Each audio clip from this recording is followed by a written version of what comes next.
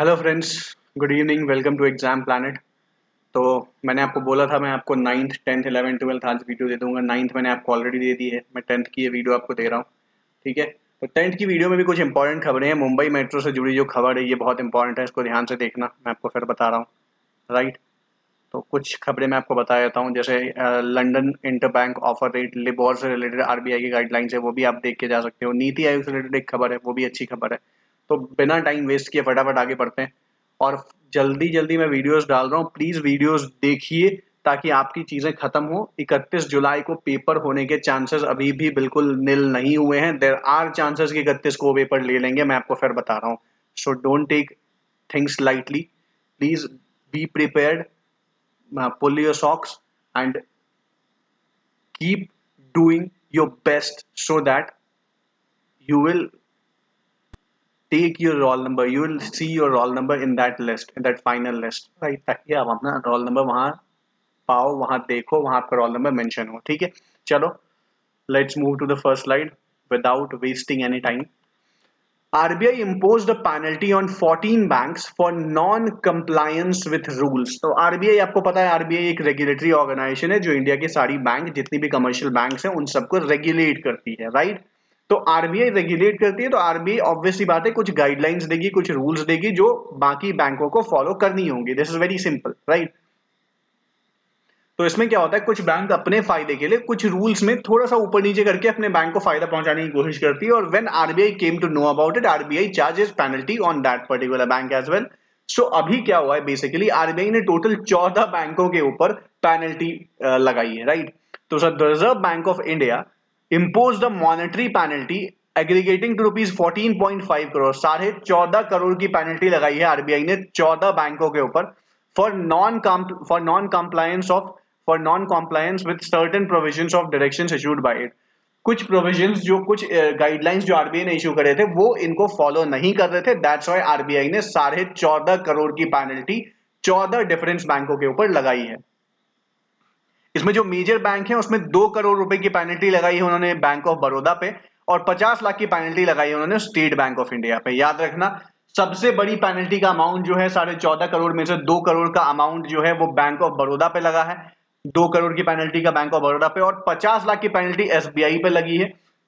Because SBI एक बड़ी bank है और उस पर पेनल्टी लगती है, तो वो एक खबर है। राइट, और ये पूछी जा सकती है।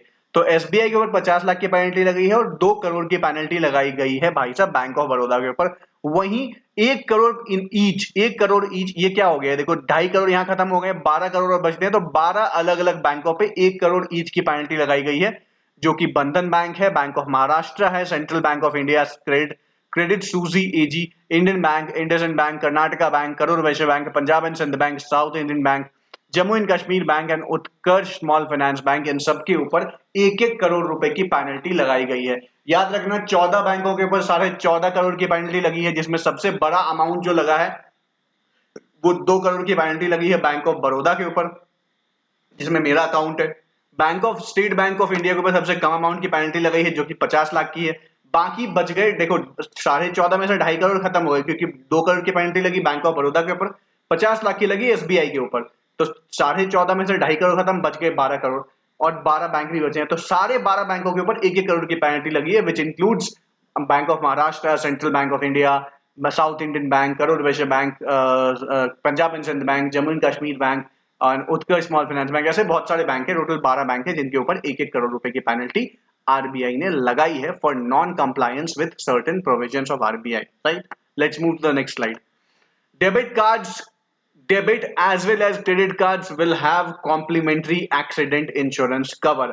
ऐसा सरकार ने बोला है कि जो भी अब डेबिट कार्ड या क्रेडिट कार्ड इशू करेगी कंपनियां या बैंक्स, उनको मैंडेटरी होगा कि वो insurance cover, accident insurance cover साथ में देना होगा, और कुछ ने तो ऑलरेडी देना शुरू कर दिया है, समवन आर गिविंग। लोगों को अवेयरनेस नहीं है इस बारे में, तो सरकार इसलिए इसको दोबारा लेके आ रही है लाइमलाइट में, कि आपको पता होना चाहिए कि आपके डेबिट कार्ड में ऑलरेडी ये कवर हो रहा है, एक्सीडेंट इंश्योरेंस कवर आपको दिया गया है, या जो नहीं दे रहे हैं वो देंगे।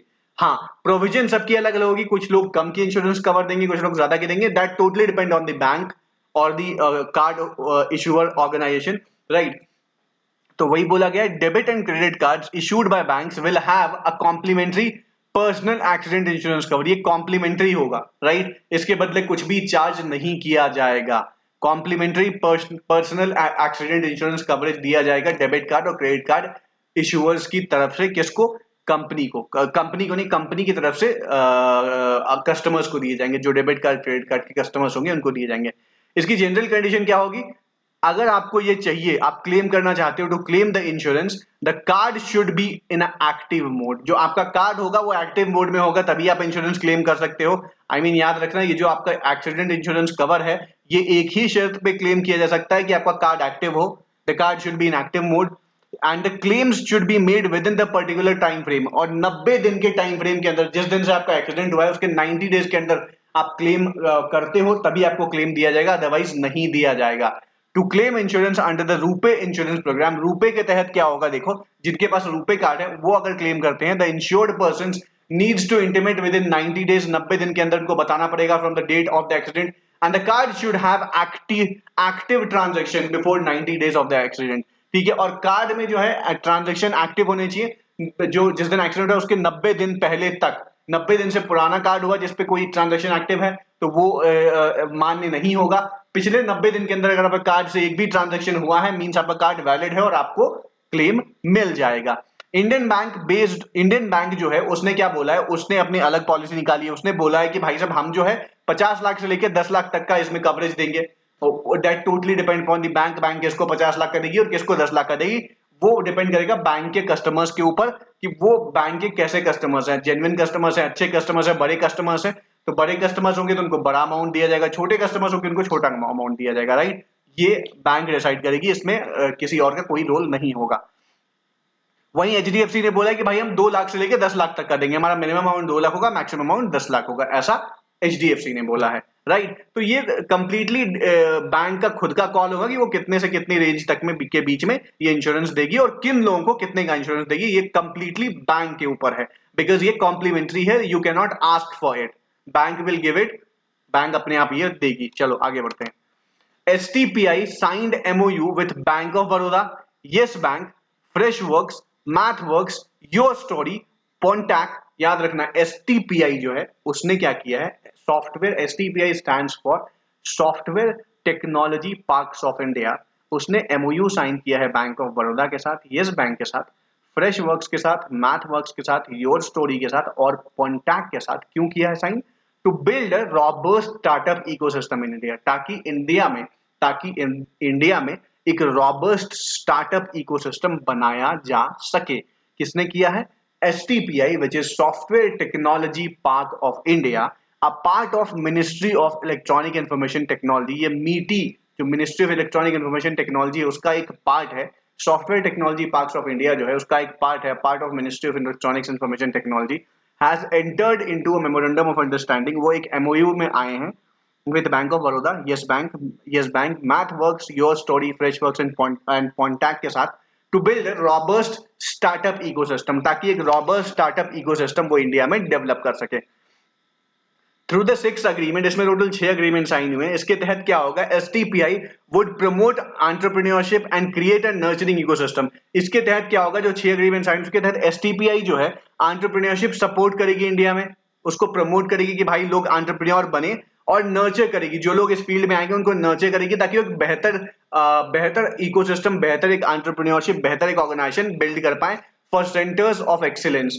ठीक है, there are set there which is set by STPI in areas such as digital and mobile payments। ठीक है, इसमें बहुत सारी जो एक्सपर्ट्स ग्रुप्स है वो सेट की गई STPI की तरफ से, जो लोगों को, जो इकोसिस्टम में आएंगे, जो वर्क करना चाहते हैं, जो एंटरप्रेन्योर बनना चाहते हैं, उनको नर्चर करेगी, ताकि वो एक बेहतर सक्सेसफुल बिजनेस अंपायर खड़ा कर पाए, राइट। मोबाइल और ये अलग अलग सिस्टम, अलग अलग चीजों में हेल्प करेगी। अगर आप डिजिटल पेमेंट में जाना चाहते हैं वहां हेल्प करेगी, ब्लॉकचेन में, और big data and other emerging technologies जो हैं उन सबको यहाँ पे एक प्लेटफॉर्म पे लाया गया है, ताकि ऐसे लोगों की मदद की जा सके। किन लोगों की? जो एंटरप्रेन्योर्स बनना चाहते हैं, उनको अलग अलग चीजों के बारे में बताया जाए, ब्लॉकचेन के बारे में, इंटरनेट ऑफ थिंग्स के बारे में, how they can use it in their business so that they can perform better, ऐसा उनको बताया जाएगा थ्रू STPI के through, software technology parks of India, जो कि एक आर्म है किसका? Ministry of electronics and information technology. Until now, STPI has launched 13 COEs and it has 777 startup on its platform. अभी तक टोटल 177 स्टार्टअप्स हैं किसके STPI के प्लेटफॉर्म पे, ये आपको पता होना चाहिए, right? So let's move to the next slide. Mastercard, MMOPL, Axis Bank launched one Mumbai Metro card for Mumbai people. याद रखना, Mastercard ने Axis Bank के साथ मिलके Mumbai metro one private limited card launch किया है. Mastercard ने Axis Bank के साथ मिलके Mumbai metro one private limited card launch किया है. One Mumbai metro card launch किया है किसके लिए? मुंबई के लोगों के लिए. Mastercard, Mumbai metro one private limited और एक्सिस बैंक, इन तीनों ने मिलके, किसने मिलके? मास्टरकार्ड ने, Mumbai metro one private limited ने और एक्सिस बैंक ने मिलके one Mumbai metro card launch किया है to enable cashless and contactless travel by Mumbai people. ताकि कैशलेस और कॉन्टैक्टलेस ट्रेवल मिले किसको? मुंबई के लोगों को, मुंबईकर्स को, वो मेट्रो में ट्रैवल करने के लिए. इसका मकसद क्या है? Aim is to change the way Indians travel. इसका मकसद सिर्फ ये कि इंडियंस लोग जैसे ट्रैवल करते हैं उसको बदल दिया जाए, Indians travel regularly, and to modify the transit ecosystem into completely digital. और जो हमारा जो ट्रांजिट इकोसिस्टम है उसको कंप्लीटली डिजिटल बना दिया जाए, right? It is a prepaid open loop contactless card. Similarly Delhi metro की तरह होगा, ये एक prepaid open loop contactless card होगा जिसमें पहले आपको रिचार्ज कराना पड़ेगा, फिर जाके आप टैप करेंगे और आप अंदर चले जाएंगे. The users could tap their card on the contactless point of sale terminal to make payment. It has a top up feature for daily payments. आप रोज रिचार्ज करा सकते हो या एक बार ज्यादा पैसा डाला सकते हो और आप 5-6 दिन जाओ, एक वीक जाओ, एक वीक का रिचार्ज कराओ और ऐसे आप यूज कर सकते हो जैसे दिल्ली में हम यूज करते हैं, राइट? जैसे हम दिल्ली में यूज करते हैं ना, दिल्ली में हमें जो मिलता है वन दिल्ली वन कार्ड करके जो मिलता है उसको हम यूज करते हैं, आप सबको पता होगा, राइट? हाँ, मेरे पास होता है, मेरे पास है वैसे मेट्रो कार्ड. हाँ, मेरे पास पड़ा है, मैं आपको दिखा दूंगा नेक्स्ट टाइम, दिल्ली वाले लोग जानते होंगे, राइट? तो मुंबई में भी ऐसा शुरू किया गया. Along with metro fare, this card could also be used for all other daily expenses such as food, groceries, medicine, shopping, इसी. इसके अलावा ये कार्ड और भी चीजों में यूज की जा सकती है, such as food, groceries, medicine, shopping, इन सब चीजों में भी इसका इस्तेमाल किया जा सकता है. ऐसा बताया गया है इस कार्ड के अंतर्गत. इस कार्ड की ये फीचर्स है. Let's move to the next slide. RBI directed banks to shift from LIBOR to ARR by December 31, 2020. RBI ने बोला है सारे बैंकों को कि उनको लिबोर से शिफ्ट करना पड़ेगा बाय दिसंबर 31, 2021. आरबीआई ने सारे बैंकों को सजेस्ट किया है और गाइड किया है कि आपको लिबोर छोड़ना पड़ेगा, आपको किसी और सिस्टम पे शिफ्ट करना पड़ेगा जो बेसिकली ऑल्टरनेट रेफरेंस रेट्स पे मिल जाए और जो वाइडली एक्सेप्टेड हो, वो उस पे आपको शिफ्ट करना पड़ेगा बाय दिसंबर 31, 2021 तक. ठीक है? तो रिजर्व बैंक ऑफ इंडिया ने इशू की एक एडवाइजरी बैंकों के लिए जिसमें उसने बोला है कि उसने आरबीआई ने बोला है जिनको वो रेगुलेट करता है, RBI regulated entities, to prepare for the transition, कि तैयार हो जाइए ट्रांजिशन के लिए from the international benchmark reference rate. ठीक है, आप ट्रांजिशन के लिए तैयार हो जाइए. कहां से? From the international benchmark reference rate से, जो कि है लंदन इंटरबैंक ऑफर्ड रेट, जिसको लिबोर का फुल फॉर्म आप सबको पता है, लंदन इंटरबैंक ऑफर्ड रेट. इससे हमें शिफ्ट करना है to any other widely accepted alternate reference rate. इससे हमें शिफ्ट करके किसी और widely accepted alternate reference rate पे शिफ्ट करना है, ऐसे आरबीआई ने बोला है. और इसकी डेडलाइन दी है 31 दिसंबर 2021 तक. सारी ऑर्गेनाइजेशन जिसको आरबीआई रेगुलेट करती है उसको लिबोर से शिफ्ट करना पड़ेगा. LIBOR is used widely by the global financial system as one of the interbank benchmarks for a large volume and broad range of financial products and contract. LIBOR जो है अभी फिलहाल बहुत सारी ऑर्गेनाइजेशंस के द्वारा, इवन इंडिया में और वर्ल्ड वाइड, लोगों के द्वारा यूज की जाती है, नॉट लोगों के द्वारा, बैंकों के द्वारा यूज की जाती है, is used widely by the global financial system as one of the interbank, बैंकों के बीच में जो लेन देन होती है, interbank benchmark for large volume, बड़े अमाउंट का, and broad range of financial products and contracts, इसके थ्रू किया जाता है. In March 2021 financial conduct authority, March 2021 में जो एफसीए है, जिसको हम फाइनेंशियल कंडक्ट अथॉरिटी बोलते हैं, उसने क्या किया? सीज कर दिया. क्या सीज कर दिया? The use of LIBOR. LIBOR का यूज जो है उसको बंद करने के लिए बोल दिया है, सीज कर लिया पावर उसकी by any administration, and stated that it would know longer be representative. और बोला गया कि अब लिबोर जो है बहुत दिनों तक, एक टाइम फ्रेम दे दिया गया है कि इस समय तक सबको हटना पड़ेगा, उसके बाद लिबोर काम नहीं करेगा, ऐसा बता दिया गया है लोगों को. RBI has advised the financial institution not to enter into new LIBOR reference contracts. RBI ने बोल दिया है फाइनेंशियल इंस्टीट्यूशन को कि आप नए लिबोर के कॉन्ट्रैक्ट्स में ना जाएं, and encourage them to use any widely accepted ARR. और बोला कि किसी और को यूज करें बिकॉज ये बंद हो जाएगा, ये अभी वर्क नहीं करेगा, this will not be widely accepted. तो इसीलिए आरबीआई ने बोला है अपनी ऑर्गेनाइजेशंस को, जिसको आरबीआई रेगुलेट करता है, कि आप किसी और वाइडली एक्सेप्टेड एआरआर पे शिफ्ट हो जाएं, that is alternate reference rates के ऊपर, right. Let's move to the next slide. NITI Aayog ने NITI Axis bank launch digital banking academy. याद रखना, ये मेरे को लेने का मन नहीं था खबर, मैंने ले लिया क्योंकि नीति आयोग इसमें इन्वॉल्व थी। तो हुआ क्या है, खबर देखिए, बहुत प्यार से समझना, थोड़ी सी टिपिकल खबर है। नीति institute of finance banking and insurance, that is NITI Aayog जो है उसका एक आर्म है जिसको हम बोलते हैं institute of finance banking and insurance, institute of finance banking and insurance. तो नीति आयोग की एक आर्म है institute of finance banking and insurance, जो कि एक सब्सिडरी है, मैंने आपको बताया, of national institute of information technology, NITI Aayog की, एनआईआईटी की, ठीक है। जो एनआईआई सॉरी यार क्या बोल रहा हूं मैं, नीति नहीं है, एनआईआईटी है बेसिकली। तो NIIT institute of finance banking, NIIT institute of finance and banking जो है वो एक सब्सिडरी है national institute of information technology की, जो एनआईआईटी है। एनआईआईटी आप सब हम जानते हैं क्या होता है, national institute of information technology का एक सब्सिडरी है institute of finance banking and insurance. वो उसने जो है बेसिकली क्या किया, लिमिटेड एंड एक्सिस बैंक ने एक पार्टनरशिप करी है। एनआईआईटी और एक्सिस बैंक ने एक पार्टनरशिप करी है जिसके तहत 18 वीक का एक फिनटेक प्रोफेशनल प्रोग्राम लॉन्च किया जाएगा under axis bank NIT digital banking academy में। एनआईटी डिजिटल बैंकिंग एकेडमी में ये 18 वीक का एक फिनटेक प्रोफेशनल प्रोग्राम लॉन्च किया जा रहा है एक्सिस बैंक के एक्सिस बैंक के एनआईटी डिजिटल बैंकिंग एकेडमी के अंतर्गत। फिर से समझो, एनआईआईटी की जो एक आर्म है जिसका नाम है institute of finance banking and insurance, उसका ने एक एमओयू साइन किया है एक्सिस बैंक के साथ। क्यों? ताकि वो 18 वीक का एक फिनटेक प्रोफेशनल प्रोग्राम लॉन्च कर पाए। कहां पे? एक्सिस बैंक की एनआईटी डिजिटल बैंकिंग एकेडमी में। It is the first fintech program being launched under the Axis NIIT Digital Banking Academy। ये पहला फिनटेक प्रोग्राम है जो Axis NIIT की डिजिटल बैंकिंग एकेडमी में लॉन्च किया जा रहा है। And it would be build future ready professional for axis bank. और इसमें क्या होगा, बैंकर्स तैयार किए जाएंगे, फ्यूचर रेडी प्रोफेशनल्स बैंक के लिए तैयार किए जाएंगे। It also offers an opportunity for graduates with 0 to 3 years of experience to join Axis Bank as deputy manager।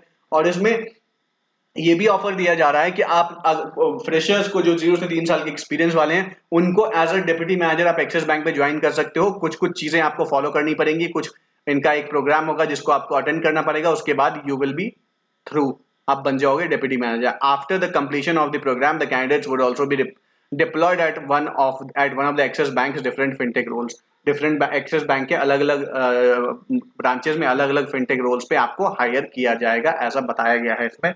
Sorry for that, ये एनआईआईटी है और एक्सिस बैंक, इन दोनों ने मिलकर ये किया है, राइट। चलो मूव करते हैं नेक्स्ट स्लाइड पे। तो आज की स्लाइड में फिलहाल इतना ही, मिलते हैं कल आपसे एक नई वीडियो के साथ। तब तक के लिए बाय, टेक केयर। और प्लीज वीडियो को लाइक करो, चैनल को सब्सक्राइब करो, हमें 500 पहुंचना है इस मंथ के एंड तक, ठीक है। वीडियोस देखो, मैं वीडियोस डाल रहा हूं, मैंने कल बोला है मैं 15 तक, 15:30 तक की वीडियोस अपलोड कर दूंगा। 10 जुलाई तक हो गया, 5 दिन बचते हैं। 11-12 मैं आपको अभी दे दूंगा वापस, 13, 14, 15 मैं आपको कल दे दूंगा। तो सारी चीजें अपडेट हो जाएंगी कल 15 तारीख तक की। आई होप आपको वीडियो समझ में आ रही होंगी। लाइक करें वीडियो को, चैनल को सब्सक्राइब करें, और कोई भी डाउट हो तो please note it down in the comment section. I let you know क्या क्या क्वेश्चंस आपकी क्वेरीज हैं वो बताइए मुझे, और मैं आपको आंसर करूंगा। चलिए फिलहाल के लिए बाय बाय, टेक केयर। मिलते हैं कल आपसे एक नई वीडियो के साथ। फिलहाल मैं आपको 11 और 12 की वीडियो देने वाला हूँ थोड़ी देर में। Bye bye, take care.